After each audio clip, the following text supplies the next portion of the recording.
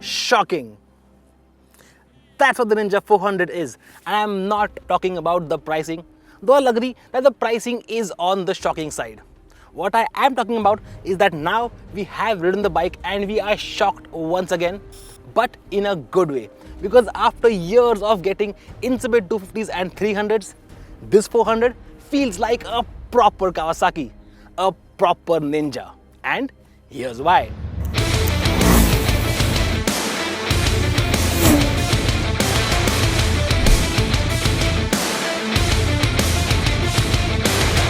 It's got performance, proper Ninja performance. Because if you thought that this was just a Ninja 300 with an extra 100cc, well, think again. Because while this engine is based on the Ninja 300s, the bore and stroke figures have gone up and the compression has been bumped up as well. The end result, 49 PS of power. That's 10 more than the Ninja 300 and it's the highest horsepower figure in its class. It makes 38 Nm of torque, which is again the highest in its class.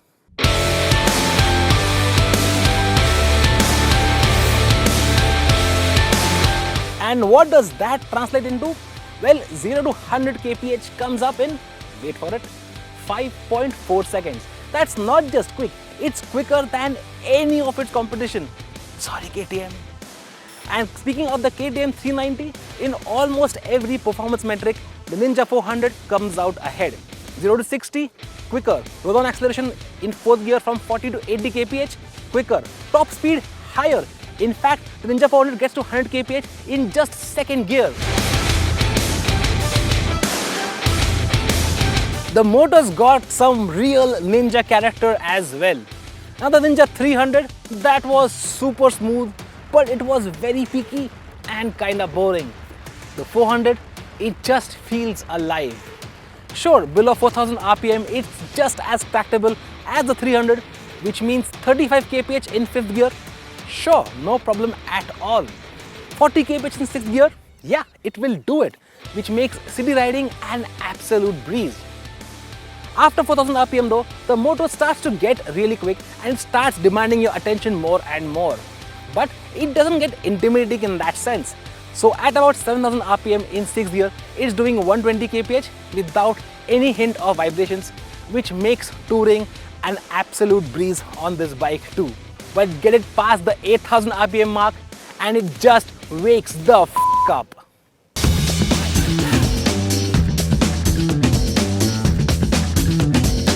Even the exhaust note goes into a lovely howl and it really starts to haul ass. In fact, it does get fast enough to get you into trouble if you're not careful. At this point though, the motor is far from smooth. It gets a certain gruffness. There's a buzz in the handlebars and the foot pegs. But it never really gets annoying. As I said before, it really feels alive. It's got proper Ninja handling as well. Now compared to the 300, the front end has been pulled in. It's got a tighter rake, the wheelbase has been shortened and even the weight has been reduced. And the front forks have gotten beefier at 41mm. Now the other day, Karthik and I were discussing this bike's handling and he used a very interesting word, telepathic. That's exactly what this feels like. In fact, it reminds you of the first generation R15. You just think it and the bike just changes direction. It's just that direct. Now, just because this bike is a very nimble handler doesn't mean it's twitchy by any means. Because thank God, Kawasaki hasn't run with IRC tires like they did with the Ninja 300. Instead, they have gone for rubber from Dunlop. These Sportmax tires provide plenty of grip even on wet roads and they keep the bike stable through the corner. Now yes, in the past we have ripped on these tires on bigger bikes, but on the 400 they work really well. I can't even begin to imagine how good this bike would feel with something stickier like maybe Metzeler's. So not only is the Ninja 400 quicker in a straight line, we think it has what it takes to out-handle its competition as well. On a racetrack, if it comes down to a battle of lap times, the 400 will simply run rings around the Ninja 300. And we think it will have the Yamaha R3 beat as well. So what about the KTM RC390, you ask? Well, if I was a betting man, I'm putting my money on Team Green.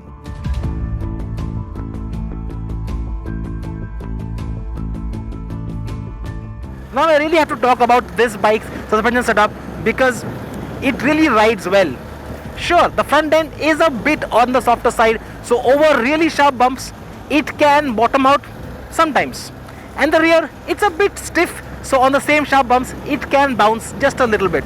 But what is so likable is that it's not as harsh as the KTM RC, nor is it as soft as the Yamaha R3. So in this segment, I think this bike offers the perfect blend of sportiness and suppleness. It works really well in the city on a daily basis and can also do wonders when you're having some corner carving fun.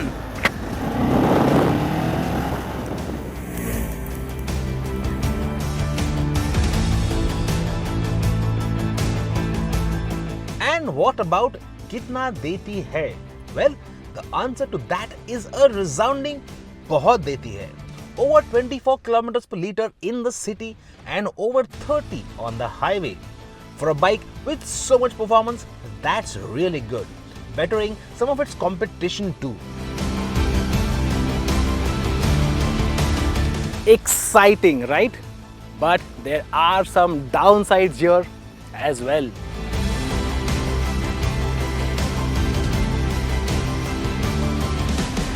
Now we've got a bone to pick with this bike's riding position, and let me tell you why.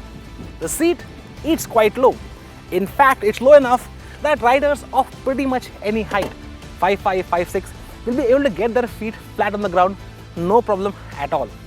Even the handlebars, they're set quite tall and they're pulled back towards the rider, so you're sitting almost upright on the bike. And even the foot pegs, they aren't very aggressively rear set.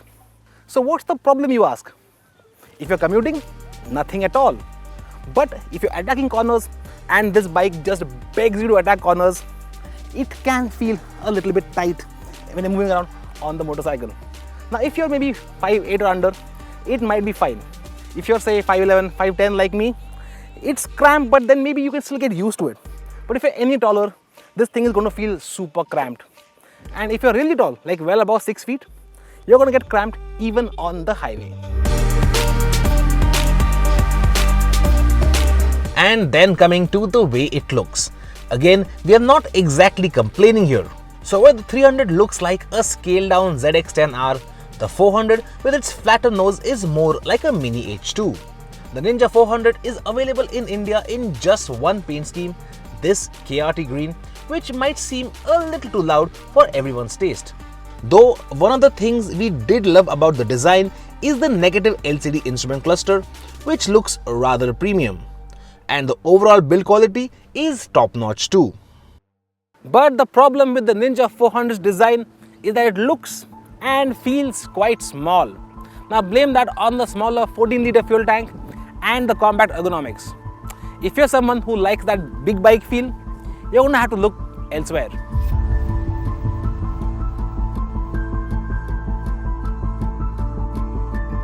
And if you're nitpicking, we also have to mention the brakes. No, don't get us wrong, braking performance is excellent, with the Ninja 400 equaling, if not outdoing, its competition in terms of stopping power. And even ABS calibration, especially for the rear brake, is excellent.